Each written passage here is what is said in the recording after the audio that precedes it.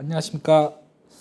자, 우리 2024년도 법원직 형법 문제 해설하도록 하겠습니다. 일단 간단하게 총평부터 말씀을 드리면, 자, 우리 난이도는 굉장히 쉬운 편에 속하는 문제였습니다. 작년에 비해서 훨씬 쉬워졌고요. 자, 그 쉬워진 이유 중에 하나는, 첫 번째는 여러분이 좀 부담스러워하고 문제 좀 점수에 영향을 주는 게 이제 조문 지문이 조금 복잡하게 나오면 여러분이 좀 어려워하시는데, 조문 지문이 한 문제밖에 나오지 않았습니다. 나머지는 다 판례 문제로 나왔기 때문에 일단 난이도가 낮아진 요인 중에 하나고요.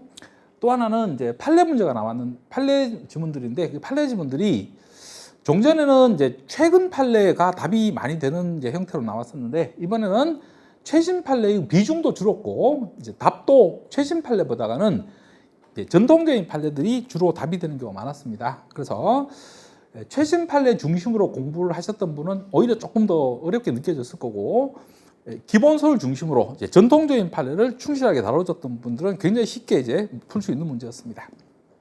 다만 이제 난이도 조절을 위해서 중간중간에 지문에서 중간 부분에서 이제 약간 지문을 변형해서 틀린 지문을 만든 경우가 있었기 때문에 그 전체적인 내용을 다 읽지를 않고 앞부분과 뒷부분만 결론만 확인하고 이제 간 경우에는 의외로 실수를 하는 경우도 있었을 거기 때문에 그 부분만 약간 조금 조심하시면 평이하게 풀 수 있는 문제였고, 합격선은 뭐 90점 이상이 돼야 된다고 이제 보이는 문제입니다. 자, 그리고 이제 판례들도 우리가 공보 불기재자 판례라고 해서 이 판례 공보에 실리지 않는 좀 지엽적인 판례들도 조금 나왔는데요.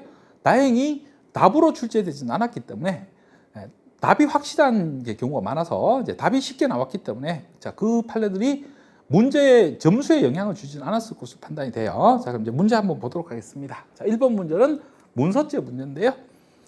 자, 바로 뭐 1번이 답이고요. 아주 쉽게 나왔죠. 자, 일단 문서 위조죄의 보호법이 뭐냐? 자, 뭐 공공의 신용을 보호법을 한다. 자, 그다음에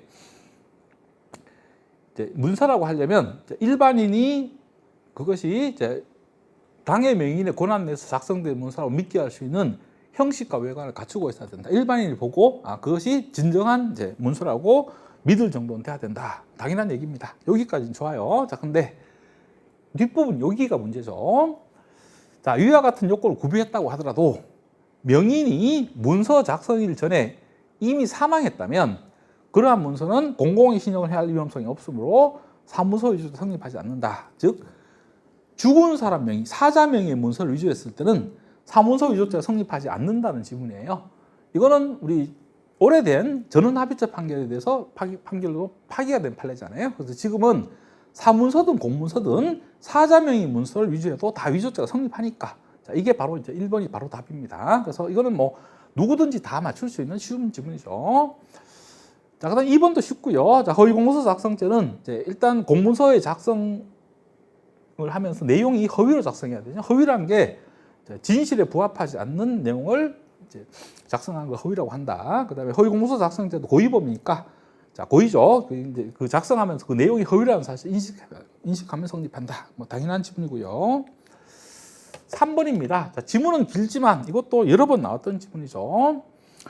자, 일단 앞부분이죠. 앞부분. 자, 지금 타인명의 문서를 작성하면서 그 명의자의 승낙을 받은 경우입니다. 실제로 그 승낙을 받고 한 경우죠.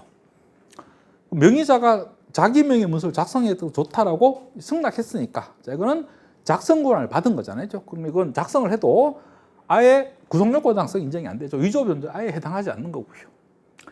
자, 뒷부분은 추정적 승낙이 인정이 된다는 얘기죠. 실제 승낙을 받은 건 아니지만 모든 객관적 사실을 종합해서 행위 당시 그 사실을 알았다면 명의자가 당연히 승낙했을 것이라고 추정되는 경우, 자, 이때도 추정적 승낙 인정되니까요. 자, 위법성이 조각되면 위법성이 조각돼서 사무소 성립하지 않는다. 자, 여기까지가 추정적 승낙 인정이 된다는 얘기고요. 그다음에 이 부분도 이미 법원직 시험에 출제가 되었던 부분이죠. 자, 이 추정적 승낙은 명의자가 명시적으로 반대하지 않았을 때만 인정이 돼요. 자, 명의자의 명시적 승낙에 동의가 없었다는 것을 알고 있었던 경우입니다. 자, 그때는 승낙 추정이 된다고 볼 수가 없죠. 추정 승낙 인정이 안 되는 겁니다. 그래서 지문만 길지 내용은 쉬운 내용이고요. 자, 4번 지문도 뭐 그냥 형식적인 지문이죠. 자, 직무에 관한 문서라고 했으니까 공무원이 직무 권한 내에서 작성하는 문서면 되죠. 그게 뭐 대외적인 것이 내부적인 것도 상관없고요. 자, 그 직무 권한이라고 하는 것은 이제 그 직무에 대한 권한만 있으면 되니까 뭐 법적 권한 근거가 있을 필요는 없다. 자, 그렇게 보시면 되겠습니다. 자, 그다음에 2번 문제인데 공갈제 문제죠. 자, 전부 전통적인 판례, 아주 오래된 판례들이 이제 출제가 된 거죠. 자, 1번입니다. 자, 이게 바로 답인데요. 이거는 우리 기본 강의 때 열심히 설명드렸던 내용이죠. 어떤 내용이냐면 이 피고인이 보험 아줌마인데 피해자의 딸이 가출한 상태인데 그 딸이 어디 있는지를 알게 된 거잖아요. 근데 부모한테 알려주질 않고 가출자가 어디 있는지 알려줄 테니까 보험을 들어달라라고 해서 보험을 가입시킨 거예요. 자, 그게 이제 검사는 그 부모의 애타는 심정을 이용해서 보험을 가입시켰으니까 이거 공갈죄다라고 기소를 한 겁니다. 대법원이 딸이 어디인지 알려주겠다. 이게 협박이 아니잖아요. 그렇기 때문에 이건 공갈죄가 성립하지 않는다라는 게 판례 입장이었죠. 그래서 이게 도덕적으로는 비난받을 수 있지만 이게 공갈죄가 성립하지는 않는다라는 게 판례 입장이었어요. 자, 그다음에 이것도 뭐 워낙 많이 나왔던 판례고요. 자, 공무원이 상대방을 공갈해서 재물을 교부받았어요. 자, 그럼 공갈죄는 당연히 되는 거고요. 자, 문제는 공무원이 재물을 받았으니까 자, 공무원이 뇌물수수죄가 되느냐라고 하는 건데 자, 이 재물이 직무집행 의사 없이 또는 직무처리 대가적 관계 없이 받은 거니까 이건 뇌물이 아니죠. 자, 그럼 받은 공무원은 뇌물수수죄가 안 되고요. 준 사람도 준 게 뇌물이 아니기 때문에 뇌물공여죄는 성립하지 않습니다. 자, 그냥 공갈죄 피해자일 뿐이고 뇌물공여죄는 성립하지 않는다. 자, 이것도 워낙 많이 나왔던 지문이고요. 자, 이것도 기본 강의 때 다뤘던 내용이죠. 자, 지금 뭐냐면 자, 이 주간 신문의 발행인 피고인이 자기 신문이 다른 신문들보다가 불평등하게 불이익을 받고 있기 때문에 광고 의뢰 및 직보 배정을 다른 신문사하고 같은 수준으로 높여달라고 한 거죠. 그럼 이거는 자기 신문에 대해서 부당한 이득을 달라는 게 아니고 불평등하게 대우받고 있는 것을 평등하게 대우해달라고 하는 거니까 이걸 협박이라고 볼 수 없다는 거죠. 그래서 공갈죄가 성립하지 않는다는 게 3번입니다. 자, 그 다음에 4번은 공갈죄에서는 직접 뭐 잘 나오지 않는 판례인데 시험에 나왔지만 사기죄하고 똑같은 얘기죠. 자, 상대방을 공갈해서 재물을 교부받았어요. 자, 근데 일부 대가가 지급이 된 겁니다. 사기죄도 마찬가지고. 자, 그러면 그 편취액 또는 갈취액을 계산할 때 대가로 지급된 부분을 공제할 것이냐, 뺄 것이냐는 거죠. 빼지 않는다는 거죠. 상대방으로부터 받은 재물 전체가 다 갈취액이기도 하고 편취액이 된다는 겁니다. 왜냐하면 이 대가는 범할 때 들인 비용에 불과하기 때문에 자, 이걸 편취액 계산하거나 갈취액을 계산할 때 제외하지 않는다는 게 판례 입장입니다. 자, 그래서 쉬운 지문이고요. 그래서 이것도 1번입니다.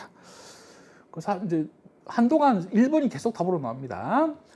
자, 3번은 컴퓨터상 사기죄인데 워낙 쉬운 문제죠. 워낙 뭐 유명한 지문이죠. 손자가 할아버지 통장 훔쳐갖고 나가서 현금 지급기에 넣고 자기 계좌로 이체를 했다는 거죠. 자, 컴퓨터상 사기죄입니다. 자, 사기의 죄니까요. 사기의 죄에 규정되는 범죄니까 친족 상도가 적용될 수 있는데 할아버지가 피해자면 직계혈족이니까 친족 상도 적용이 되겠지만 농협이 피해자, 금융기관이 피해자이기 때문에 자, 손자하고 농협 사이에는 친족 관계 인정이 안 되죠. 그리고 친족 상도가 적용이 안 된다는 겁니다. 뭐 워낙 유명한 지문이죠. 그래서 이건 아무도 틀릴 가능성이 없는 지문입니다. 자, 이것도 기출지문 그대로 나온 거죠. 자, 이 컴퓨터상 사기죄는 사기죄가 성립하지 않았을 때 보충적으로 컴퓨터상 사기죄가 성립하는 겁니다. 자, 따라서 지금 정보 처리 과정에서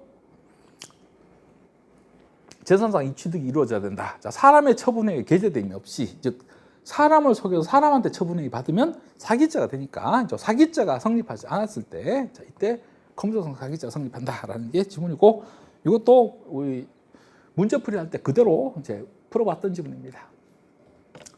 이 지문도 마찬가지죠. 자, 우리 부정한 명령 인맥이라고 하는 것은 부정한 명령어를 입력하는 것뿐만 아니라 그 프로그램이 갖고 있는 오류를 이용하는 것, 그 프로그램의 버그를 이용하는 것도 부정한 명령 인맥이 포함이 된다. 자, 그래서 우리가 이제 복권 전자구매 시스템에 관련해서 우리 이제 그 프로그램 오류를 이용해서 재산상이 취득하는 것도 컴퓨터상 사기죄가 된다라는 14년도 판례에서 보신 내용이고 질문도 많이 풀었고요. 자, 이것도 뭐 워낙 많이 나왔던 질문이요. 자, 이제 금융기관 직원이 무자본 송금 방식으로 공범 계좌에 돈을 입금을 시켰잖아요, 그죠? 자, 그럼 입금을 시키는 순간 범인들 수중에 그 돈이 입금이 됐으니까 바로 기소가 되는 거죠. 인출하지 못해도 기소가 되는 데는 아무 상관이 없다. 자, 이게 바로 4번입니다.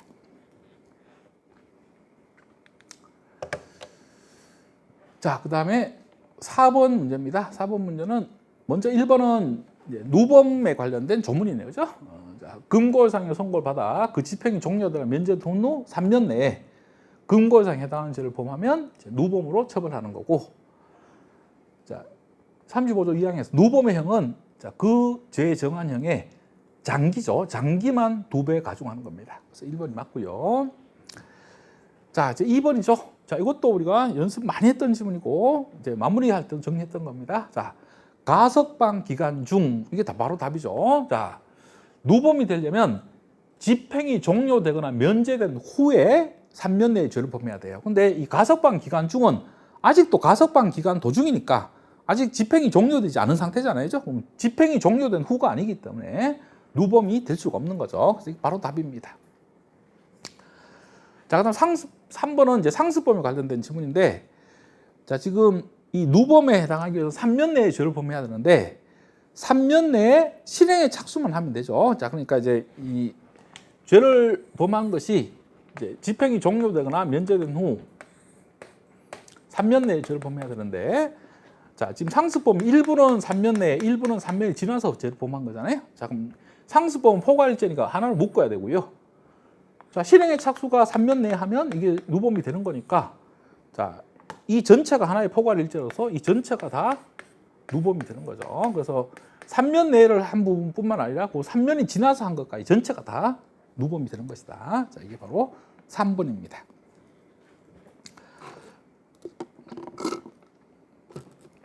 자, 4번 지문인데요. 자, 4번 지문인데, 자, 이것도 이제 자주 출제되지 않는 부분인데, 이거는 다행히 다른 직렬에 출제가 된 기출 지문이어서 우리 문제풀이 할 때 다루었던 지문입니다. 이미 답은 2번으로 나와 있는 상태고요. 뭐 여기까지 내려오지도 않겠지만, 자, 어떤 내용이야?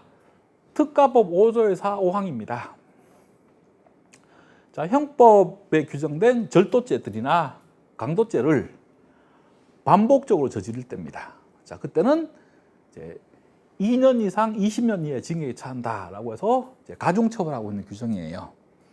그럼 절도나 강도에 관련된 범죄를 반복해서 저질렀다는 것 때문에 특별법에서 형이 가중돼 있는 거고요. 근데 이 범행이 또 누범이야. 그러면 또 뭐죠? 누범에 해당하는 가중을 다시 해야 되는 거죠. 그러니까 요 형을 기준으로 해서 또 장기의 2배를 또 가중을 해야 된다라는 게 바로 4번입니다.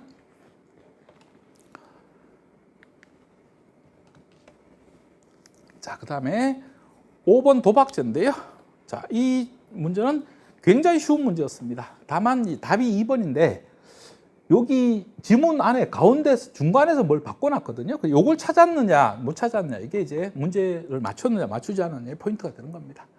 자, 1번 길지만 간단하죠. 여러 번 했던 겁니다. 자, 우리 국내에 있는 정성 카지노요. 자, 거기서 도박하는 것은 폐강지원 특별법이라는 법에서 합법적 허용이 주고 있죠. 그러니까 이제 법령이 하는 위법성이 조각됩니다. 자, 근데 외국 카지노에서 도박하는 것에 대해서 위법성을 조각하는 규정은 없다는 거죠. 그게 바로 지금 1번입니다. 여러 번 했던 질문이고, 이것도 문제집에 한 2-3번 다뤘던 질문이고요. 자, 이건데 우리 도박죄 문제집에 그대로 실려있는 질문이에요. 자, 도박은 자, 재물을 걸고 우연에서 재물의 득실을 결정하는 걸 말한다. 자, 우연이라는 것은 누가 그 돈을 딸지가 불확실한 걸 말해요. 자, 그럼 이 불확실은 주관적으로 불확실하기만 하면 되죠. 자, 어디가 틀렸냐? 이거죠. 객관적으로도 불확실할 것을 요구한다. 이게 틀렸죠. 자, 객관적 불확실은 필요 없죠. 네. 돈 건 사람 사이에서 불확실하면 되지. 자, 이게 객관적으로 불확실할 필요는 없습니다. 모든 사람이 그 승패를 다 이제 모를 것은 필요하지 않는다는 게 판례 입장입니다. 자, 됐죠. 그 다음에 다행히 이제 여기까지도 틀렸기 때문에 자, 요걸 놓쳤다고 하더라도 자, 여기까지 풀 수 있겠네요. 자, 당사자의 능력이 승패에 영향을 미친다면 우연성이 결여돼서 도박죄 성립하지 않는다 그랬죠. 자, 이 부분도 틀린 지문이죠. 내기 골프가 도박이냐? 자, 골프 실력이 승패에 영향을 주죠. 그렇지만 우연성이 조금이라도 다소라도 우연성의 사정이 개입되면 다 도박죄가 성립하니까 당사자 능력의 승패 결과에 영향을 미친다고 하더라도 우연성이 다소라도 개입이 돼 있으면 다 도박죄가 성립하는 거니까. 자, 그래서 이 부분만 틀렸으면 좀 찾기 어렵겠지만 그 따라서 부분까지도 틀렸기 때문에 조금 쉽게 찾을 수 있는 부분입니다.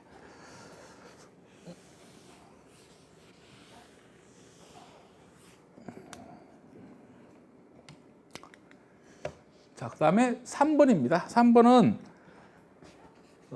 자주 보시는 지문은 아닌데 이제 출제가 됐죠. 자, 어렵지는 않습니다. 자, 뭐냐면 도박을 하는 과정에서 협박을 해서 돈을 뭐죠? 갈취를 한 거예요.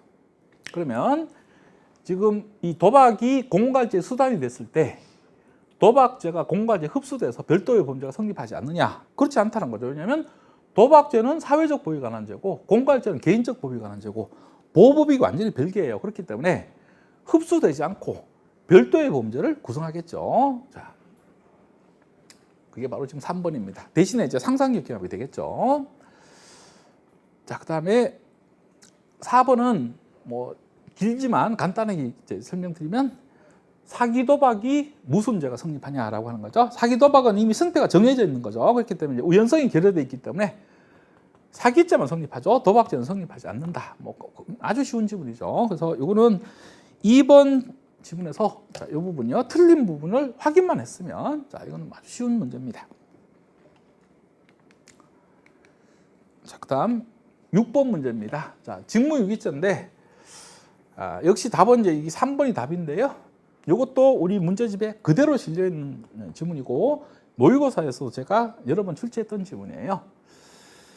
자, 먼저 이제 1번이 뭐냐면 공무원이 직무를 소홀히 한 경우.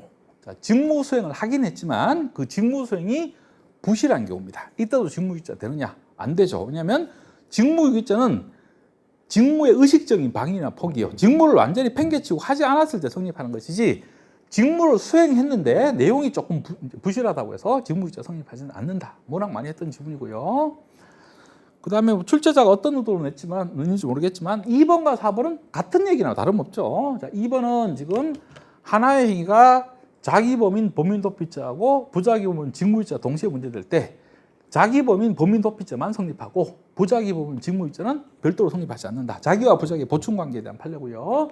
4번도 마찬가지죠. 자, 피고행위가 하나의 행위인데 자기범인 증거인멸자, 부자기범인 직무유기죄가 문제될 때는 자기범인 증거인멸자만 성립하고 부자기범인 직무유기죄는 따로 성립하지 않는다. 그럼 이제 이 증거인멸자하고 범인도피죄를 그냥 바꾸면 똑같은 얘기가 되는 거죠. 그래서 이제 2번, 4번은 사실상 같은 지문이고요. 자, 3번 지문이죠. 자, 지금 교육기관의 장이나 교육연구기관의 장이 징계 의결을 집행하지 못할 법률상 사실상 장애가 없는데도 징계 의결서를 통보받은 날로부터 법정 시한이 지나도록 징계 의결서 집행을 유보한 경우입니다. 자, 그럼 징계 의결서를 통보받았는데 징계를 하지 않고 미룬 거잖아요. 자, 그럼 무조건 다 직무유기죄가 되는 게 아니죠. 자, 판례가 뭐라고 얘기해요? 직무의 의식적인 방해나 포기에 해당한다고 볼 수 있을 때만 직무유기죄가 성립한다. 자, 모든 경우에 다 성립한다고 해서 이게 틀린 지문이죠. 그래서 우리 이 지문도 문제집에 실려 있고요. 그다음에 이제 이게 직무의 의식적인 방해나 포기에 해당한다라고 할 때만 성립한다라는 지문도 있었고, 직무의 의식적인 방해나 포기에 해당하지 않으면 직무유기죄가 성립하지 않는다는 지문도 있었고, 워낙 많이 연습했던 지문입니다. 그래서 이 문제도 아주 쉬운 문제죠. 뭐 2번, 4번을 틀릴 일은 없으니까요. 1번도 마찬가지고.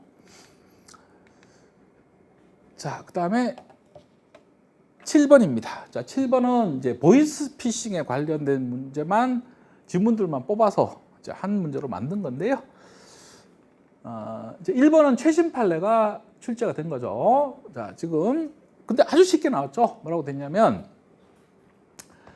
적금 매체를 양도하기 위해서 지금 이제 이 금융기관의 법인명의 계좌를 개설하면서 자, 그 예금거래 신청서에다가 허위사실 기재했다는 겁니다. 자, 그래서 이제 금융기관 업무 담당자를 속였으니까 자, 이게 위계한 업무방해죄다라고 기소가 됐는데, 자, 답이 여기 있네요. 자, 바로 뭐죠? 불충분한 심사에 기인한 것이다. 그 업무 담당자가 제대로 심사했으면 그게 허위라는 걸 충분히 밝힐 수 있었는데 그 심사를 제대로 하지 않아서 밝히지 못한 거니까 이건 피고인 탓이 아니잖아요. 그래서 이건 이제 위계한 업무방해죄를 구성하지 않는다. 이거 최신 판례로서 최신 판례 시간에 다루어졌던 것이고 불충분한 심사라고 아예 딱 여기 지문에 써져 있기 때문에 이건 아주 쉬운 지문이죠. 자, 그 다음에 이제 이 출제자가 어떤 의도로 냈는지 모르겠지만 2번과 3번이 정반대의 판례입니다. 그렇기 때문에 2번, 3번 둘 중에 하나가 답이 되게 딱 정해져 있는 거죠. 그래서 이제 이거는 출제가 아주 깔끔하게 이루어졌다고 볼 수는 없는 거죠. 자, 어떤 내용이냐? 지금 보시면 지금 피고인이 예금 계좌를 빌려줬습니다. 근데 자, 그 빌려간 사람이 사기를 쳐서 그 기망당한 피해자가 계좌로 돈을 송금을 한 거예요. 그 자기 계좌에 돈이 들어왔으니까 이제 피고인이 그걸 찾았습니다. 그럼 제일 중요한 건 뭐죠? 이 피고인이 그 보이스피싱의 공범이냐 아니냐 이게 중요하죠. 자, 여기는 지금 지문에 공범이 아니라고 돼 있어요. 그럼 계좌를 빌려주긴 빌려줬지만 그게 사기에 그 보이스피싱 사용된다는 사실 모르고 빌려준 거예요. 그러면 이 아무런 처벌을 받지 않은 상태이기 때문에 계좌에서 돈을 찾게 되면 그게 피해자에 대한 횡령죄가 되는 거죠. 되는 겁니다. 될 수 없다 그랬으니까 이게 틀린 지문입니다. 공범이 아닌 경우는 이제 피해자에 대한 횡령죄가 별도로 성립하는 경우고요. 자, 3번은 이번에는 자, 역시 이제 자기 계좌에 돈이 입금된 것을 찾았는데 자, 이번에는 보이스피싱 범죄의 범인입니다. 범인. 그럼 이 범인은 보이스피싱을 했기 때문에 그 보이스피싱으로 처벌받았잖아요. 그러면 그 입금된 돈을 찾았다고 하더라도 피해자에게 추가로 뭔가 손해가 발생한 건 아니기 때문에 이게 흡수돼 버리죠. 자, 그래서 별도로 성립하지 않습니다. 별도의 횡령죄를 구성하지 않는다는 겁니다. 자, 그래서 우리가 보이스피싱의 범인, 공범 일 때는 별도의 횡령죄가 성립하지 않고 공범이 아닐 때는 별도의 횡령죄가 성립한다. 그래서 제가 필기까지 해드리면서 열심히 설명드렸던 내용이어서 그러면 이제 2번이 공범이 아닌 경우, 3번이 범인인 경우 이렇게 나왔으니까 2번이나 3번 중에 하나가 이제 답이 되는 거죠. 딱 정해져 있는 질문입니다. 자, 그 다음에 자, 4번은 보이스피싱도 공모 공동적이 가능하다는 거죠. 같이 공모를 했지만 직접 구성요건 행위 중 일부를 분담하지 않아도 자, 이제 기능적 행위지가 인정이 되면 공동정범이 성립한다. 즉 공모 공동정범이 인정이 된다라는 지문이니까 뭐 아주 쉬운 지문이 되겠죠. 자, 그래서 어느 정도 이제 문제를 푸는 센스만 있으면 2번이나 3번 둘 중에 하나까지 답이 되는 겁니다. 1번과 4번은 사실상 뭐 들러리 지문이 되는 거죠. 자, 그 다음에 8번입니다. 자, 8번은 강제추행죄 문제인데요. 자, 이 판례 지문하고 이 판례 지문은 같은 판례에서 이제 출제가 된 건데요. 자, 이게 공보 불개죄 판례입니다. 법원 공보에 실리지 않은 판례가 나왔습니다. 자, 그러나 이 문제가 뭐 어려우냐? 그렇지 않습니다. 자, 피고인이 피해자 D에 접근해서 성기를 드러내고 피해자 등 쪽에 소변을 본 겁니다. 그럼 성기를 드러낸 거잖아요. 이게 상대방에게 성적 수치심이나 혐오감을 일으킬 수 있는 행위니까 당연히 추행이죠. 자, 우리 추행죄가 되기 위해서는 상대방의 성적 수치심을 느끼게 할 수 있는 행위를 하기만 하면 되죠. 상대방이 실제로 성적 수치나 이제 혐오감을 느껴야만 성립하는 건 아니다라고 하는 거죠. 이건 뭐 공중밀집장소 추행죄에서도 이미 2년 전에 판시한 내용이죠. 그래서 이것도 이미 봤던 내용입니다. 그래서 1번, 2번은 공보 불개죄 판례의 내용이라고 하더라도 뭐 아주 쉬운 지문이기 때문에 뭐 틀릴 리가 절대 없고요. 3번입니다. 자, 이거는 전원합의체 판결, 가장 최근에 나온 전원합의체 판결이지만 워낙 중요하기 때문에 이것도 절대 틀릴 리가 없죠. 자, 바로 뭐죠? 폭행이 추행보다 시간적으로 앞섰다고 돼 있죠. 그럼 뭔 얘기죠? 폭행을 가하고 피해자를 제압한 다음에 별도로 추행을 하는 경우. 자, 이게 이제 폭행 협박이 추행보다가 선행하는 형태입니다. 예전에는 뭐라고 그랬죠? 자, 이 폭행 협박은 피해자의 항거가 곤란할 정도가 돼야 된다라고 했는데, 자, 전화 판례에서 그 판례를 폐기하고 그냥 일반적인 폭행의 정도요. 상대방의 신체에 대한 불법적인 유형력 행사를 하기만 하면 협의의 폭행만 인정돼도 강제추행죄 폭행에 해당한다. 자, 이건 뭐 전원합의적 판결이기 때문에 이 판례를 뭐 틀릴 가능성은 뭐 거의 제로에 가깝죠. 그렇기 때문에 뭐 다 쉬운 지문이고요. 자, 이 지문요. 자, 이 지문도 아마 출제된 것만 해도 한 10번이 넘을 거예요. 자, 바로 뭐냐면 피고인이 48세 여성인 피해자에게 그냥 욕을 하면서 성기를 꺼내서 보여준 경우입니다. 자, 그러면 강제추행죄가 되려면 폭행 협박으로 사람에 대하여 추행한 자잖아요. 자, 욕설은 폭행 협박이 아니잖아요. 그렇기 때문에 이건 강제추행죄가 성립하지 않는 것이다. 그래서 이게 답입니다. 그래서 이것도 뭐 아무도 틀리지 않을 정도의 아주 쉬운 문제죠. 그래서 최신 판례, 전원합의적 판결, 진짜 중요한 판례가 시험에 출제되긴 했지만 답이 너무 쉽게 나와서 아주 쉬운 문제입니다. 자, 9번입니다. 자, 9번인데, 자, 역시 이제 이번에는 옳은 문제, 옳은 걸 찾는 문제로 나왔기 때문에 조금 어렵게 내려고 시도는 했지만, 역시 답이 너무 쉽고요. 이것도 다른 직렬에서 최근에 출제된 게 있어서 문제집 그대로 실려 있는 질문이죠. 자, 바로 뭐냐면 스스로 자초한 위난입니다. 자, 그럼 자기가 그 위난을 자초했기 때문에 그 위난을 피하기 위해서 긴급 표현을 할 수가 없다라는 게 판례 입장이죠. 그 유명한 뭐죠? 치아 결손 사건을 얘기하는 거죠.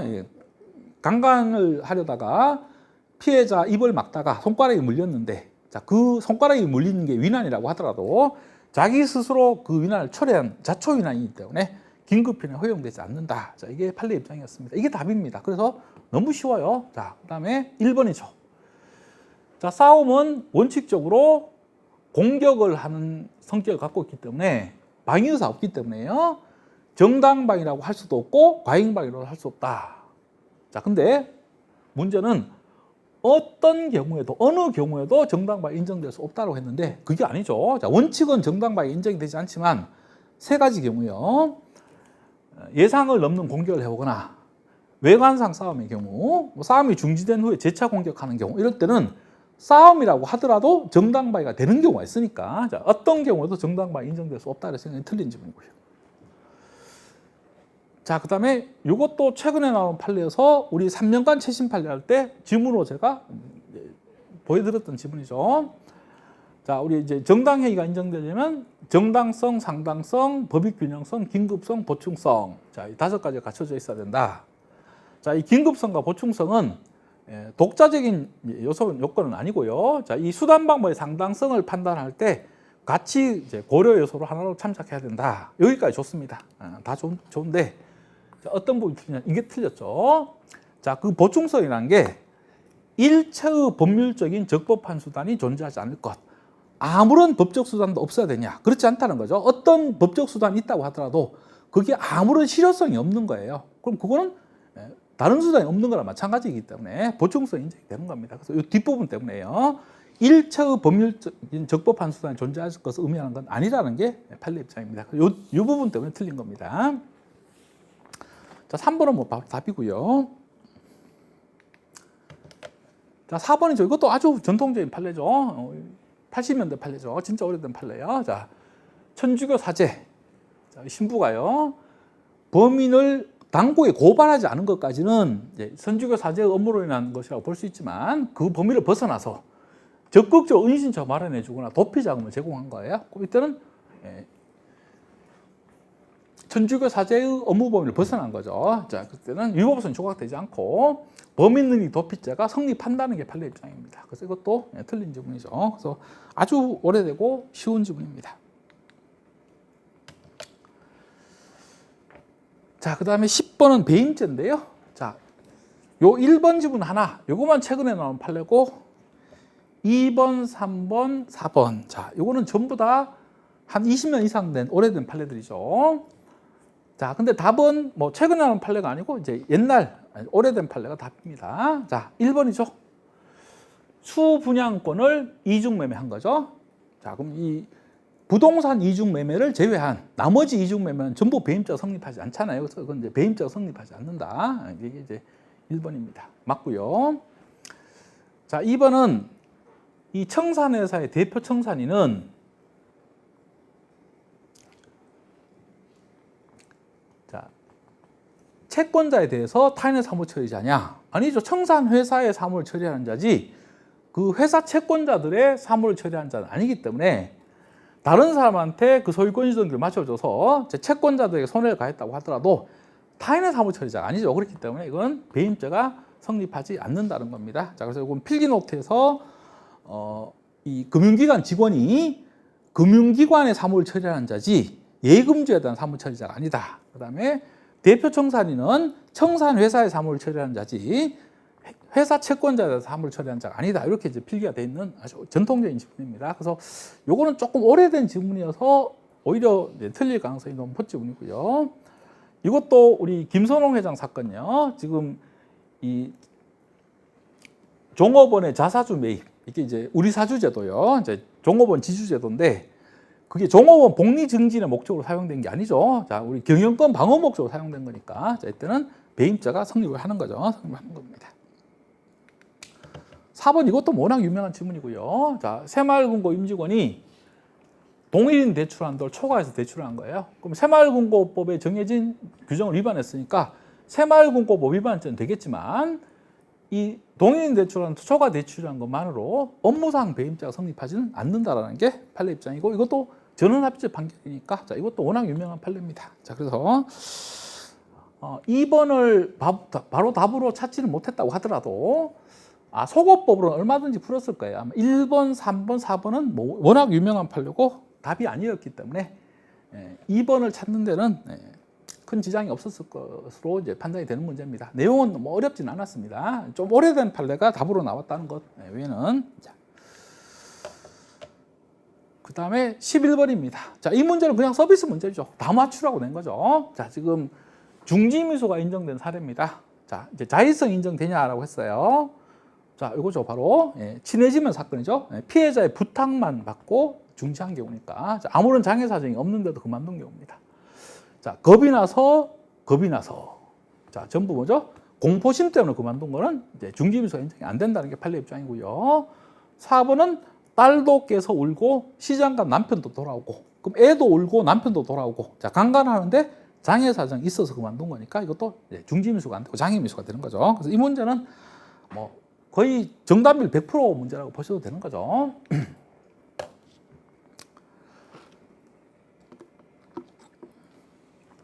자, 12번 공무상 비밀 누설죄인데 자, 이 문제도 요 2번 지문입니다. 자, 요 지문 하나만 최신 판례죠. 최근에 나온 판례고 나머지는 다 전통적인 지문이고 다 기출 지문입니다.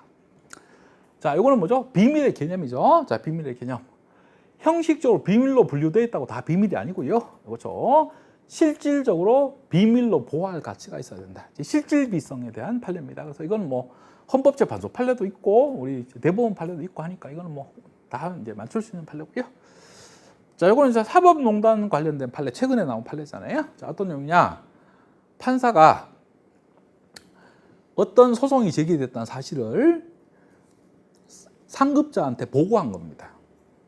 자, 그러면 공무원이 직무상 알게 된 비밀을 다른 공무원에게 전달했지만, 자, 그게 자기 직무 집행을 한 거예요. 그렇다면 이건 공무상 비밀누설죄가 성립하지 않는다는 거죠. 그래서 우리 이제 그 사법농단 사건에서 이제 판사들에 대해서 무죄를 선고한 지문이 시험에 나온 겁니다. 이것도 우리가 최근 3개년 판례할 때 다 정리했던 뭐 가장 기본적인 지문이고요.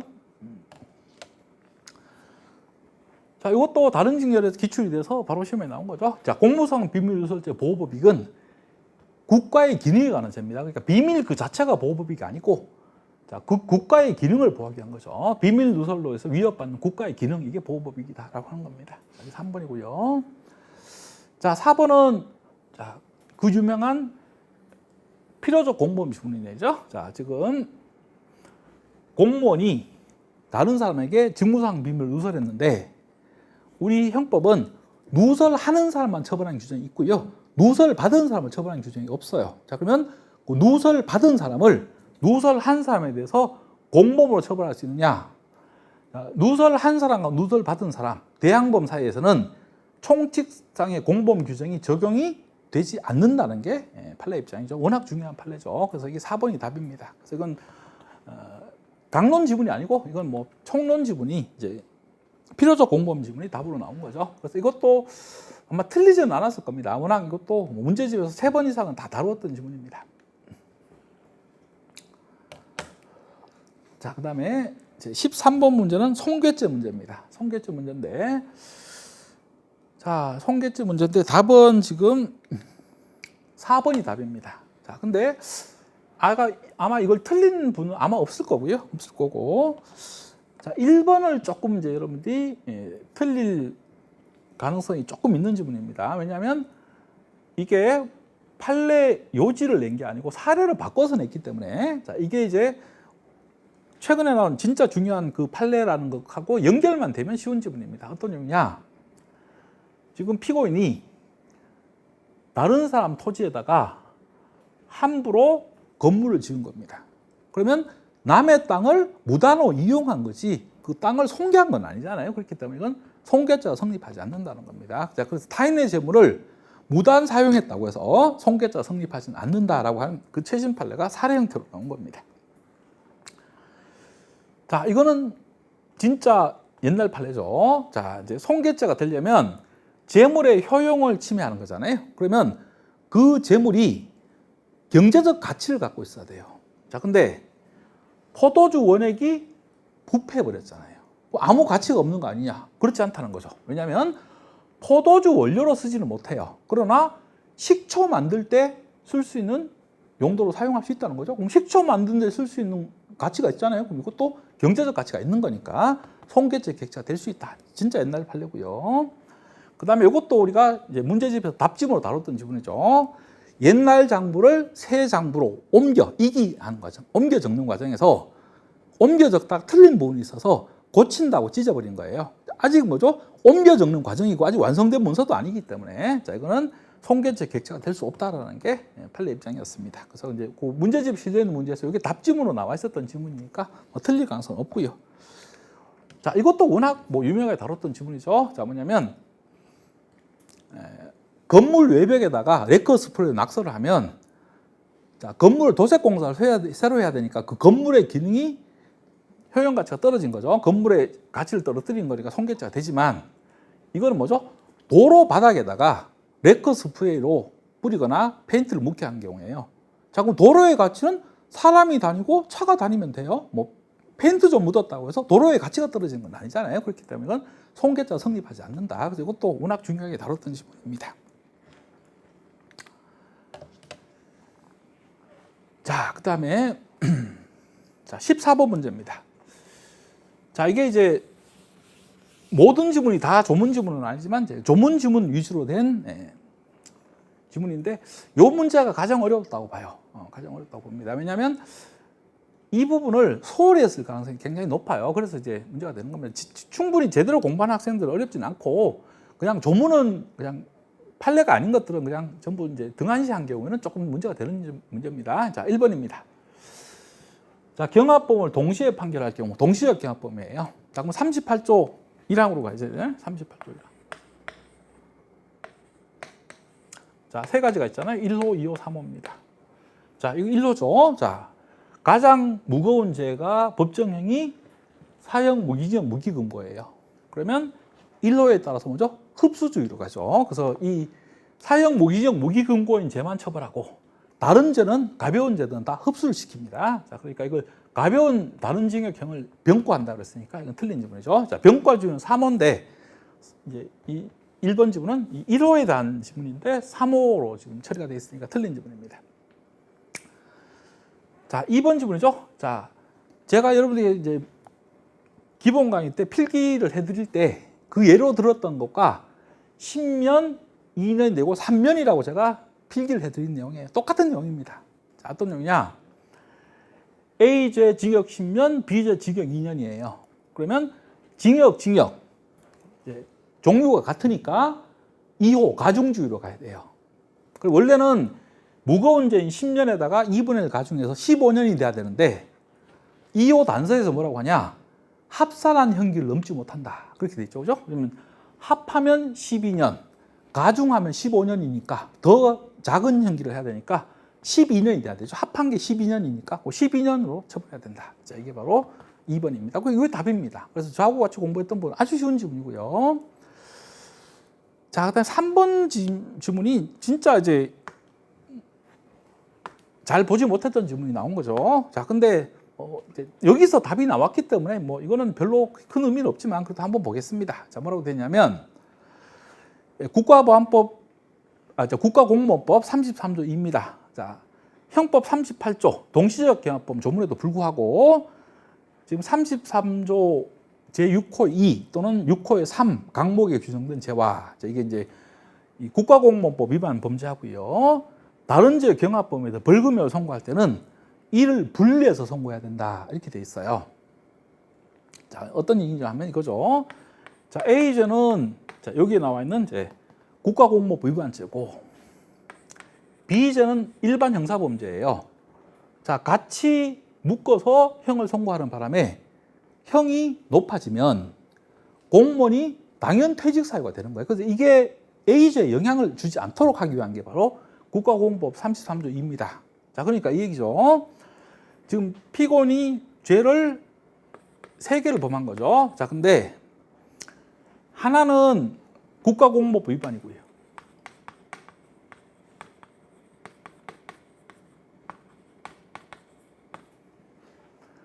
자, 그다음에 두 개는 그냥 일반 형법상의 범죄예요.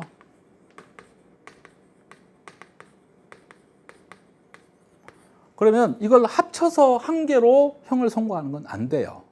그렇지만 어떻게 해야 되죠? 국가공무원법 위반 범죄하고 일반 형사범죄를 나누어서 선고해야 됩니다. 그럼 이 부분요. 요거 3개를 같이 묶을 수는 없지만 일반 형법상의 범죄 요 2개는요. 같이 경합법 처리할 수 있죠. 그래서 3개의 벌금형을 선고하는 게 아닙니다. 국가공무원법 위반에 관련된 범죄로 1개. 자, 이 형법상의 범죄 2개는 묶어서 벌금형이 1개. 그렇게 해서 판결을 2개를 선고해야 된다는 게 판례 입장이죠. 자, 그러면 이제 3개의 분리된 벌금형으로 이게 다 별도로 다 벌금을 선고해야 된다. 그래서 이게 틀린 지문이 되는 겁니다. 자, 됐고요. 자, 그다음에 요겁니다. 자, 요거는 똑같은 지문은 아니었지만 문제집에 여러 번 나왔던 지문입니다. 자, 우리 38조에 따라서 경합범 가중을 할 때 징역과 금고는 같은 종류의 형벌로 처리하죠. 그렇기 때문에 자, 이제 이 금고를 징역형으로 계산해서 처벌할 수 있다는 게 판례 입장이 그 조문이고요. 그래서 이것도 지문이 여러 번 나왔던 지문입니다. 이렇게 똑같이 나오지는 않았지만 이 취지의 지문이 문제집에 한 2-3개가 실려 있기 때문에 자, 같이 보시면 되겠죠. 자, 그래서 답이 2번인데 답은 뭐 어렵지는 않았을 건데 문제는 이 조문에 관련된 내용을 그냥 조문만 공부하시고 실제 적용을 안 해본 분들은 조금 낯설게 느껴지는 지문이기 때문에 14번 문제가 그 중에서 가장 어려운 문제로 볼 수 있겠습니다. 자, 그 다음에 15번입니다. 자, 15번은 자, 이번에 출제자는 어떤 의도인지 모르겠는데 한 문제에 사실상 같은 지문을 계속 넣습니다. 이 지문과 이 지문은 사실상 같은 지문입니다. 자, 지금 권리행사 방해죄를 범하는데 여러 사람이 권리를 갖고 있는 자기 물건을 취득, 손괴한 거예요. 그러면 피해자가 그 물건을 그래서 권리를 갖고 있는 여러 사람이 피해자입니다. 피해자 여러 명이니까 이 권리자가 다 별개죠. 그러니까 권리자별로 각각 권리행사 방해죄 성립하고 행위는 하나죠. 이제 한꺼번에 취득, 손괴했으니까 상상적 경합이 된다는 겁니다. 자, 역시 이건 우리가 문제집에 여러 번 다뤘던 지문이죠. 자, 이번에도 뭐죠? 채권자들이죠. 자, 이거 키워드에서 열심히 공부했던 겁니다. 채권자 여러 명이 강제집행으로 들어오는데 면탈행위를 한 거예요. 그러면 채권자가 피해자잖아요. 그럼 채권자들이니까 피해자가 여러 명입니다. 자, 그러니까 채권자별로 각각 강제집행자가 성립하고 역시 상상적 경합이 돼야 되는 거죠. 그럼 똑같은 구조인데 요거는 옳은 지문, 요거는 틀린 지문 이렇게 나온 겁니다. 그래서 사실상 같은 지문을 2개를 낸 거랑 다름없어요. 자, 그래서 1번, 4번 중에 뭐 찾는 거니까 어렵지는 않았을 거고요. 자, 이것도 여러 번 했고요. 자, 사기 수단으로 발행한 수표가 부도가 났어요. 자, 그러면 이 사기친 사기죄하고 부정수표 단속 모비반죄는 보호법이 완전히 다르고 행위태양도 다르기 때문에 실체적 개합니다. 뭐 이것도 여러 번 다뤘던 지문이고, 이거 사기도박, 아까 사기도박은 사기죄만 성립하고 도박죄는 성립하지 않는다. 그 판에서 나왔던 지문이잖아요. 자, 역시 마찬가지. 또 이것도 같은 지문이랑 마찬가지죠. 자, 여러 명의 피해자로부터 사기도박을 해서 돈을 딴 거예요. 그럼 피해자 여러 명이니까 피해자별로 각각 사기죄 성립하고, 역시 행위는 하나니까 상상적용합니다. 그러면 1번, 3번, 4번 이게 뭐죠? 다 같은 구조나 마찬가지죠. 사실상 같은 지문이나 마찬가지예요. 자, 그래서 쉽게 풀 수 있는 문제입니다. 그래서 4번 뭐 이게 워낙 여러 번 답이 됐던 지문이기 때문에 뭐 또 틀릴 가능성은 거의 없다고 보는 문제입니다. 자, 16번 추징인데요. 자, 문제 쉽습니다. 자, 이따가 보면 요 지문하고 또 반대 지문이 또 뒤에 또 뇌물죄 지문이 또 나와요. 자, 뇌물을 받았는데 돌려줬잖아요. 자, 그대로 돌려줬으면 준 사람한테 뺏고, 소비하고 돌려줬으니까 이때는 받은 사람, 수뢰자로부터 뺏어야 되는 거잖아요. 소비한 후 반환, 이것만 확인하면 되는 거고요. 자, 그 다음에 요겁니다. 자, 이거는 상납 사례네요. 자, 공무원이 뇌물을 받아서 그중 일부를 다른 공무원에게 상납을 한 경우예요. 자, 그러면 상납한 부분을 뺄 거냐 말 거냐라고 하는 거잖아요. 자, 받은 취지에 따라, 뭐 제공한 뜻에 따라라는 말이 없죠. 아무 얘기가 없으니까 상납한 부분까지 다 포함시켜서 전부를 다 추징해야 된다. 자, 이것도 우리 열심히 지문에 공부했던 내용이고요. 자, 이게 답인데 뭐 너무 쉽잖아요. 자, 여러 명이 같이 뇌물을 받아서 나눴어요. 자, 그러면 형법상의 몰수추징, 뇌물죄 몰수추징은 개별적 몰수추징이죠. 각자 받은 만큼만 몰수추징해야 돼요. 자, 그래서 개별적으로 몰수추징해야 된다. 이게 답입니다. 자, 그래서 수뢰액 전부를 각추징해야 된다. 자, 이게 뭐죠? 징벌적 추징을 해야 된다 그랬으니까 이건 틀린 질문이죠. 바로 이게 답입니다. 그래서 뭐 이것도 틀릴 가능성 거의 없고요. 그다음에 이것도 마찬가지. 아까 이제 공갈죄에서 갈치액 계산할 때 비용을 들인 분을 뺄 거냐라고 하는 겁니다. 마찬가지입니다. 뇌물을 받을 때 비용을 지출했다. 그러면 추징액 계산할 때 뺄 거냐? 자, 범죄를 들인 비용에 불과하죠. 범죄를 범할 때 들인 비용에 불과합니다. 빼주지 않죠. 자, 그래서 공제하지 않는다라는 게 4번입니다. 자, 이것도 틀릴 가능성 거의 제로에 가까운 아주 쉬운 문제고요. 자, 17번 문제입니다. 자, 17번 문제는 답이 4번인데요. 답이 4번인데 요거는 판례 지문이 아닙니다. 학자들이 주장하는 그냥 학자들의 주장 내용이 지문으로 나왔고 판례는 아직 없는 부분인데 1번, 2번, 3번이 답이 뭐 절대 될 수가 없는 아주 쉬운 지문이죠. 그래서 뭐 1번, 2번, 3번에서 고를 가능성이 거의 없죠. 거의 4번을 답으로 골랐기 때문에 답에는 아마 아무 영향이 없었을 것 같아요. 자, 1번은 뭐죠? 방조의 착오에 관련된 뭐 지문이죠. 우리 교재도 다 실려 있고 문제집도 다 실려 있는 지문입니다. 자, 방조한 범죄하고 정범이 실행한 범죄가 완전히 다른 경우예요. 완전히 별개의 죄니까 고의가 조각된다. 처벌받지 않는다는 거죠. 자, 그러나 구성요건이 겹치는 부분이 있어요. 그 겹치는 부분만까지만 이제 방조자의 죄책을 인정해야 될 것이다. 뭐나 여러 번 나왔던 지문이고요. 자, 그 다음에 요거는 최근에 나온 판례입니다. 자, 이것도 우리 3년간 최신 판례 할 때 마무리 강의할 때 다 정리해 드렸던 거죠. 자, 방조범이 성립하려면 정범이 죄를 범하는 것을 구체적으로 도와준 게 있어야 돼요. 정범이 범죄를 실현하는 것과 아무 상관이 없는 걸 도와준 겁니다. 그러면 이건 범죄를 범하는 걸 도와준 것으로 볼 수 없기 때문에 방조범이 성립하지 않는다. 자, 이게 이제 최근에 나온 판례죠. 그래서 최근 판례가 나왔고요. 자, 이거는 뭐 교사범에서 가장 중요한 지문이죠. 자, 교사자가 피교사한테 죄를 범하라고 시켰고, 자, 그 피교사자가 범죄를 실행할 걸 결의했어요. 그러면 그 교사가 정범이 범죄를 실행한 데 대한 유일한 원인일 필요가 없죠. 다른 원인이 같이 작용해도 교사범이 성립하는데 아무 상관이 없다. 자, 그래서 교사자의 교사행위와 정범의 습벽, 상습성이 같이 작용해서 죄를 범한 경우에도 교사범이 성립한다. 뭐 워낙 많이 나왔던 지문입니다. 틀린 지문, 옳은 지문 가리지 않고 나왔던 지문입니다. 자, 이건데 뭐 당연한 지문인데, 자, 이건 이제 학자들이 주장한 내용이 나온 거죠. 자, 교사를 할 때 그 교사의 상대방은 불특정이 돼야 돼요. 그러니까 불특정인에 대해서 교사하는 거. 아무나 범죄를 범하라라고 시키는 거. 이거는 교사로 인정이 되지 않는 거죠. 그래서 이게 답이 4번입니다. 근데 4번은 조금 낯선 지문일 뿐이고 뭐 1번, 2번, 3번에서 답이 될 가능성이 거의 없기 때문에 4번을 고르는 데는 뭐 큰 문제가 없었을 것 같아요. 자, 그다음에 18번은 공범과 신문 문제가 나왔는데요. 자, 옳은 것 찾아라라고 되어 있습니다. 그 옳은 것 찾아라고 나왔기 때문에 조금 어렵게 느껴지지만 뭐 쉬운 지문들이죠. 자, 공무원 아닌 사람이 공무원과 같이 공모해서 뇌물을 받은 겁니다. 자, 바로 박근혜 사건이죠. 박근혜와 최순실이 같이 공모해서 뇌물을 받은 경우. 자, 그러면 33조 본문에 따라서 공무원 아닌 사람도 공무원과 마찬가지로 같이 뇌물수재 공동정범이 성립하는 거죠. 자, 그래서 이제 성립하지 않고 바로 틀렸죠. 제3자 뇌물수재가 아니고 뇌물수재 공동정범이 되는 겁니다. 자, 그다음에 자, 업무상 배임죄에서 업무상 신분이 없는 사람과 신분 관계가 있는 자가 공모해서 죄를 범한 경우에요. 자, 업무상 신분 관계 있는 사람은 당연히 업무상 배임죄고, 자, 문제는 신분 관계 없는 사람은 어떻게 될 거냐? 열심히 연습했던 성립은 같게, 처벌은 다르게, 이걸로 해결이 되는 거잖아요. 자, 질문에 뭘 묻죠? 처단, 처벌을 물어요. 자, 그럼 성립은 같게, 처벌은 다르게가 돼야 되기 때문에 성립은 업무상 배임죄가 되지만 처벌은 단순 배임죄가 돼야 되죠. 그래서 이것도 열심히 연습했던 지문이고요. 자, 이거 워낙 쉬운 지문이고요. 자, 의사라도 무면허행위를 하라고 시키면 교사범, 도와주면 방조범 다 성립하는 거죠. 소극적 신분에 관련된 지문입니다. 자, 4번요. 자, 이것도 뭐 워낙 많이 했던 지문이요.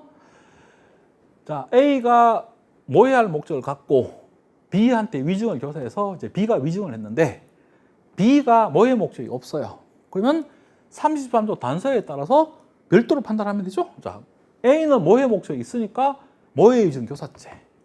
B는 모해 목적이 없으니까 그냥 단순 위증죄. 이렇게 처리하면 되는 거죠. 이게 답입니다. 그래서 이것도 뭐 절대 틀릴 가능성이 없는 문제입니다. 그래서 뭐 옳은 것이니까 이제 1번, 2번, 3번에서 뭐 잘못 읽어서 실수를 하지 않았다면 4번까지 내려오기만 했다면 틀릴 가능성은 거의 없다고 보는 문제죠. 자, 그다음 19번 문제입니다. 자, 이것도 워낙 쉽네요, 그죠? 자, 바로 1번입니다. 답이. 자, 열차 승차권을 훔쳐서 절도죄고요. 자, 이 열차 승차권을 가지고 가서 역에서 환불을 받은 겁니다. 그러면 이게 별도로 사기죄 성립하느냐? 자, 열차 승차권은 무기명증권. 자, 받은 사람은 무조건 소유권 취득합니다. 그럼 교환해주고 돈 주고 열차 승차권 받았는데 그게 자기께 됐잖아요. 그럼 상대방의 법익을 침해한 게 전혀 없죠. 그래서 이건 별도의 사기죄 성립하지 않는다. 이제 이 불가불적 사후행위 중에서 뭐 가장 전형적인 케이스니까 아주 전통적인 지문이기 때문에 틀릴 가능성이 거의 없다고 봐야 되고요. 자, 이거는 뭐 워낙 열심히 했던 지문.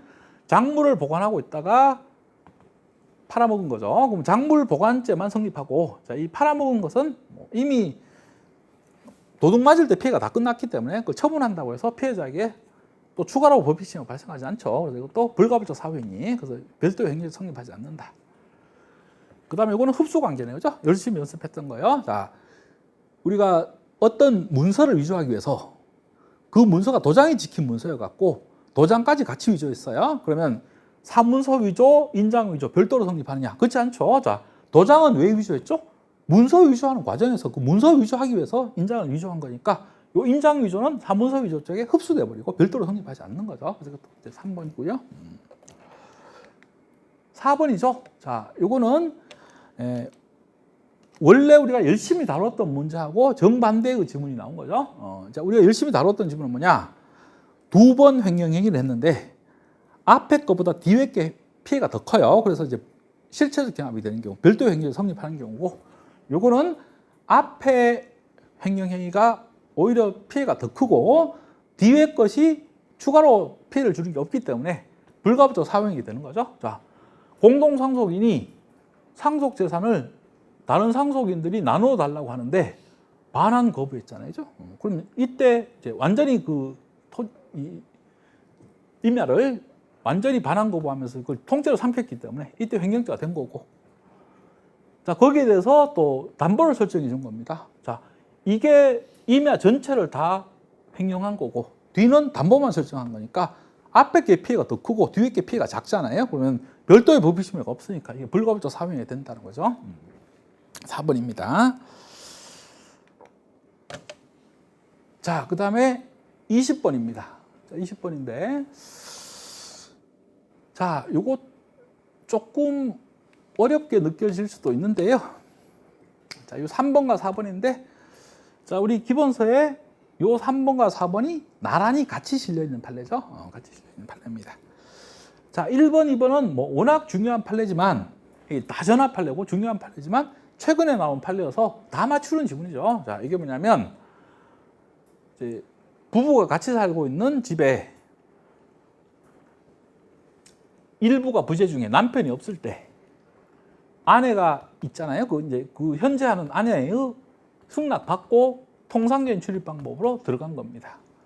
그럼 아무리 혼인의 성관계 목적으로 들어갔다고 하더라도 남편 의사에 반한다고 하더라도 자, 이 사실상의 평을 해한 게 없기 때문에 이제 그 실제 그 주거에 있는 현재 하는 처의 동의를 받고 들어간 거니까 주거 침입죄가 성립하지 않는다는 거죠. 그래서 이게 판례가 이제 전압 판례로 바뀐 게 나왔고요.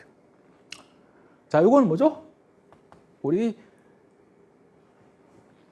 초원복국집 사건이 깨진 이제 전압 판례네요. 옛날에는 음식점에 들어갈 때 그 주인 허락 받고 들어가도 도청 장치 설치하러 들어가면 그때는 주거 침입죄가 성립한다고 봤지만 그 판례가 파기가 됐죠. 역시 음식점에 영업주의 승낙을 받고 들어갔다면 아무리 도청 장치 설치하러 들어갔다고 하더라도 자, 이것이 허락받고 들어갔으니까 주거 침입죄가 성립하지 않는다. 자, 이게 2번입니다. 자, 3번이죠. 3번은 원칙과 예외 판례죠. 그죠? 자, 이게 원칙에 대한 판례잖아요. 자, 지금 우리 절도에 관한 데 중에서 야간 주거 침입 절도, 야간 손괴 침입 절도. 자, 요거 구성 요건에 이미 주거 침입이 들어가 있어요. 그럼 이미 주거 침입이 들어가 있기 때문에 이 범죄들은 주거 침입을 해서 절도를 하더라도 그 주거 침입이 이미 구성 요건 안에 들어가 있기 때문에 흡수되고 별도의 범죄가 성립하지 않는다는 겁니다. 자, 근데 이 지문은 이제 국어 실력이 있어야죠. 이런 범죄가 아닌 경우에도 주거 침입이 흡수된다고 돼 있어요. 자, 이 죄가 아닌 다른 죄들은 다 별도로 성립해야 되는 겁니다. 그래서 이게 답이죠. 이게 답입니다. 자, 그 다음에 요거는 필기까지 돼 있고, 자, 별도로 정리했던 거죠. 자, 특가법 5조의 4 6항 상습절도예요. 그러면 우리 형법의 상습절도는 주거 침입이 구성력에 들어있지 않기 때문에 별도로 성립해야 되지만 요거는 주거 침입이 상습절도에 흡수돼요. 왜냐하면 흡수시키지 않으면 처벌의 불균형이 생기기 때문에 이제 흡수된다는 아주 예외적인 판례고 이건 별도로 정리했던 판례입니다. 그래서 요 판례가 우리 기본 교재에 앞뒤로 같이 나란히 실려 있는 판례이기 때문에 뭐 이것도 사실 마찬가지죠. 1번, 2번은 전압 판례 그냥 누구나 다 맞추는 지문으로 낸 거고 요 3번, 4번에서 이제 답이 결정되도록 그렇게 출제가 된 거죠. 자, 그 다음에 21번은 공무집행 방해죄 문제인데 뭐 쉽죠. 자, 공무집행 방해죄는 공무원의 직무집행이 적법할 때만 성립합니다. 자, 따라서 적법성이 결여된 직무, 자, 위법한 직무일 때는 폭행과 가해도 공무집행 방해죄 성립하지 않는다. 뭐 가장 기본이고. 자, 이것도 여러 번 연습했던 거죠. 자, 동일한 직무를 집행한 여럿의 공무원에게 한꺼번에 폭행을 가하는 거죠. 자, 그럼 공무원의 숫자가 이제 재수 결정 기준이니까 여럿의 공무원이니까 여럿의 공직방이 성립하고, 자, 이 폭행업을 한꺼번에 가해졌으니까 행위는 한 개, 상상결경합니다. 워낙 많이 했던 지문이고요. 자, 그 다음에 요거는 뭐 아주 최근 판례는 아니지만 뭐 아주 중요한 판례 중에 하나죠. 자, 두 가지를 얘기하네요. 자, 첫 번째는 뭐냐면 공무집행 방해에 있어서 말한 폭행의 개념이죠. 자, 이거는 광의의 폭행이다. 자, 뭐죠? 사람에 대해서 유형력을 행사하기만 하면 신체에 대한 것이 아니어도 상관없죠. 사람에 대한 것이만 하면 그 간접적 유형 행사도 포함이 된다. 그래서 이제 이 폭행이 광의의 폭행이다라는 걸 판시하는 부분이고, 뒷부분은 이 공무집행 방해죄는 추상적 위헌범이다. 자, 그러니까 직무집행에 방해난 결과가 발생할 필요가 없다라고 하는 질문입니다. 워낙 유명한 질문이죠. 그래서 이것도 열심히 연습했던 질문이고요. 자, 4번 질문인데, 자, 이걸 틀릴 가능성은 뭐 거의 제로에 가깝죠. 자, 직무를 집행하는이라고 하는 것은 이미 앞에서 바로 틀렸어요. 자, 판례가 이렇게 얘기하죠. 직무 수행을 현실적으로 행하고 있는 때 집행 도중만 얘기하는 게 아니고 널리 근무 중인 상태를 포괄하는 것이다. 자, 그러니까 직무 집행이 시작되기 직전, 끝난 직후, 도중에 휴식하고 있는 경우 다 포함이 된다는 거죠. 자, 이걸 놓쳤다고 하더라도, 좀 혹시 못 봤다고 하더라도 이게 너무 쉽잖아요. 자, 야간 당직 근무 중인 청원 경찰을 폭행했으니까 당연히 근무 중인 사람이니까 공무집행 방해죠. 성립하죠. 성립하는 겁니다. 그래서 이거 틀린 점은 우리 문제집에 그대로 실려 있어요. 이거 뒷부분. 자, 그래서 쉽게 풀 수 있는 문제입니다. 자, 그래서 지금 15번 이후의 문제는 너무너무 쉬워요. 자, 22번 방화죄. 이것도 뭐 거의 뭐 그냥 서비스 문제랑 다름없죠. 자, 이거는 뭐 부진적 결과적 가중물 재수 문제, 우리 은봉암 사건까지 뭐 워낙 열심히 다뤘던 내용이잖아요. 지금 사람을 살해하려고 집에다 불을 질러서 사람을 사망에 이르겠어요. 현주건조 방화치사 살인죄 형량 비교하면 결과적 가중범인 현주건조 방화치사죄 오히려 처벌이 더 무겁습니다. 그럼 그때는 현주건조 방화치사죄만 성립해야 되고 살인죄는 별도로 성립하지 않는 거죠. 형량 비교해서 결정하는 문제고, 이거는 죄수할 때 한 번 나오죠. 공무집행 현주건조 방화죄 할 때 또 한 번 나왔고요. 또 우리 결과적 가중범 할 때 나왔고 뭐 여러 번 나왔기 때문에 뭐 답도 워낙 많이 됐던 거라서 아무도 안 틀릴 가능성이 없고, 이것도 워낙 쉽고요. 자, 실행에 착수 묻는데 피해자의 몸에 불이 붙었잖아요. 그럼 피해자의 몸이 뭐죠? 매개물. 그래서 목적물에 불이 붙지 않아도 매개물에만 점화돼도 실행에 착수 인정된다. 자, 이것도 뭐 가장 쉬운 질문이고, 이것도 최근에 워낙 유명했던 질문이죠. 자, 바로 뭐냐면 완전히 허물어진 폐가도 건조물이냐? 아니라는 거죠. 자, 건조물은 지붕이 있고 벽이 있고 사람이 기거 출입할 수 있는 정도가 돼야 된다. 자, 이 얘기죠. 자, 그러니까 완전히 허물어져서 벽체도 붕괴되고 창문도 다 깨지고 허물어져 버린 이제 건조물은 사람이 기거 출입할 수 있는 곳이 아니기 때문에 건조물로 인정이 안 된다는 거죠. 그래서 이제 폐가 판례할 때 워낙 중요하게 다뤘던 질문입니다. 그래서 뭐 1번에서 답을 이건 뭐 거의 체크했을 확률이 거의 뭐 90% 이상입니다. 그래서 이 뒷지문은 별로 의미도 없어요. 자, 요거는 뭐죠? 앞에는 이제 현주건조물 방화죄 보호법익이죠. 자, 이중적 성격설이죠. 자, 1차적으로는 공공의 안전, 2차적으로는 개인의 재산권. 자, 두 가지를 보호하는 것이다. 자, 뒷부분요. 방화죄 기수식이 묻는 거죠. 독립연소설이죠. 자, 그죠? 예. 건조물에 점화를 해서 독립연소 정도가 되면 스스로 탈 수 있는 상태가 되면 기수가 되는 것이다. 자, 이것도 틀릴 가능성이 없습니다. 그래서 뭐 1번을 제외하고 다른 지문을 선택할 가능성은 거의 뭐 희박하죠. 그렇기 때문에 이것도 거의 정답률 100%에 가까운 아주 쉬운 문제입니다.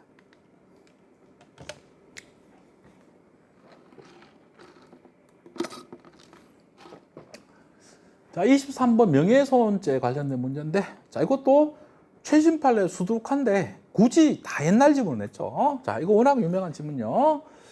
자, 310조에서 말하는 공공이익에 관한 것인데라고 돼 있잖아요. 자, 근데 조문에는 오로지라고 돼 있지만 이렇게 100%라고 해석하면 310조 적용법이 너무 좁아지니까 주요한 동기가 공익을 위한 것이라면 부수적으로는 사익적 목적의 동기가 내포돼 있어도 310조가 적용이 되죠. 그렇기 때문에 틀린 점은. 자, 뭐 워낙 쉬운 지문이잖아요. 자, 310조는 조문이 어떻게 되죠? 307조 1항의 2가라고 시작해요. 307조 1항에 대해서만 적용되는 겁니다. 근데 지금 문제가 되는 죄가 뭐죠? 309조예요. 309조에는 310조는 아예 적용될 여지가 없다는 거죠. 판례이긴 하지만 사실상 조문 지문이에요. 자, 그래서 이게 2번이 바로 답입니다. 이것도 틀릴 가능성 거의 뭐 합격권에 있다면 거의 뭐 제로에 가까운 문제고요. 자, 이거는 뭐냐면 옛날 판례죠. 자, 명예훼손죄는 피해자가 누군지를 알 수 있어야 돼. 특정이 돼야 되는데 이름을 얘기하지는 않아요. 누구라고 이름을 얘기하지 않았지만 그 말을 들은 사람이 내용을 보니까 아, 이게 누구에 대한 명예훼손하는 말이라는 걸 충분히 알아차릴 수 있는 경우예요. 그럼 이름을 얘기하지 않아도 명예훼손죄 되는 거죠. 되는 겁니다. 이게 3번입니다. 자, 3번 틀렸고요.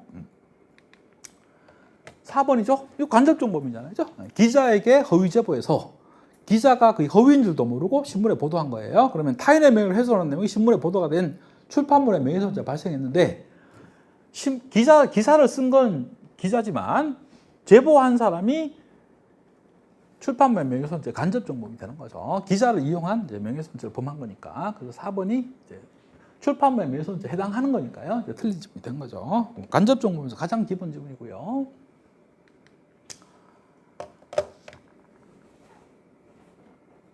자, 됐고요. 자, 그 다음에 24번입니다.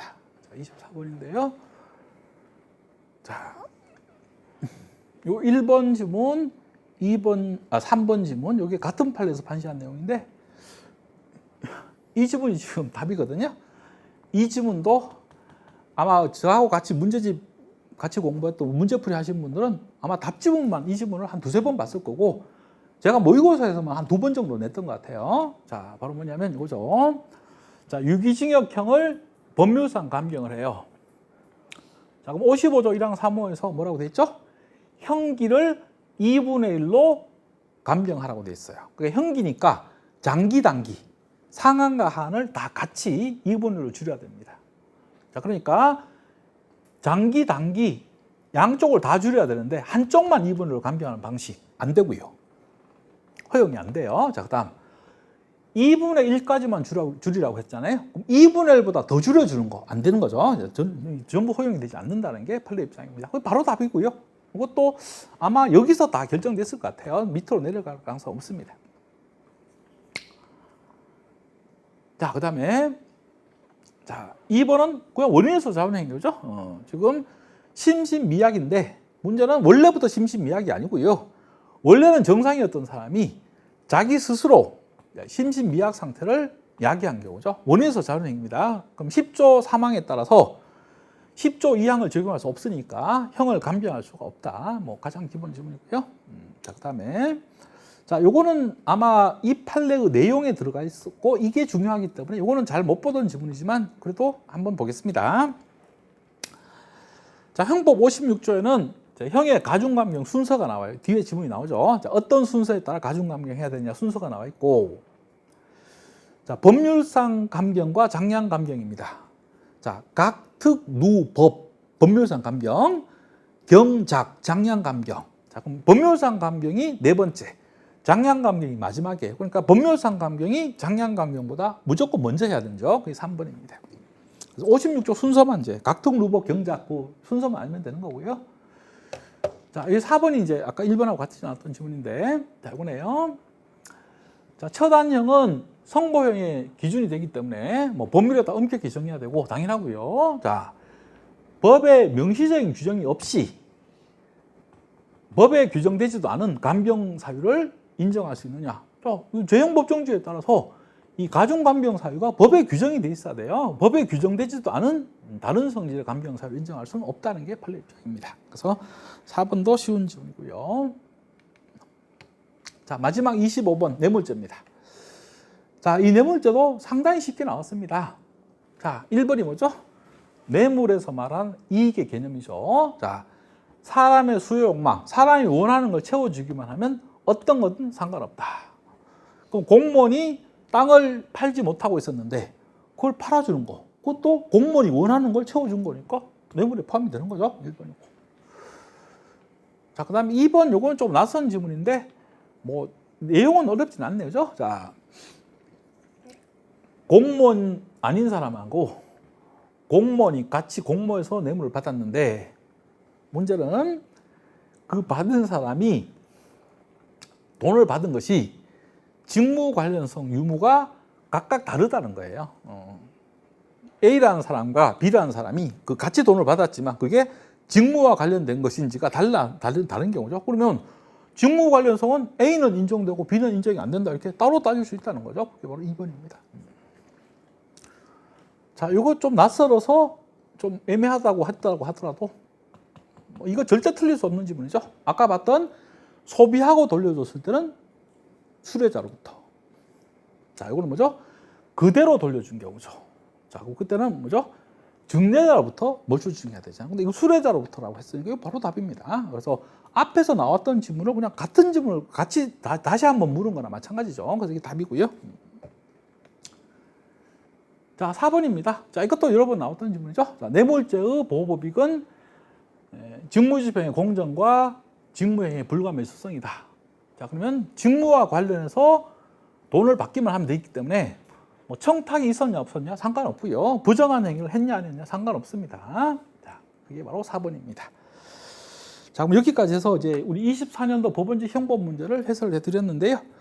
아까 제가 총평에서 말씀드린 것과 마찬가지로 지문들이 조금 이제 낯선 지문이 몇 개 나왔다는 것을 제외하고는 아주 평이하게 출제가 됐죠. 출제가 됐고, 그다음에 그 낯선 지문들이 정답이 되는 데는 아무런 영향을 주지 않는 경우가 대부분이기 때문에 난이도는 굉장히 낮은 문제라고 보시면 되겠습니다. 자, 그럼 여기까지 보도록 하겠습니다. 자, 수고하셨습니다.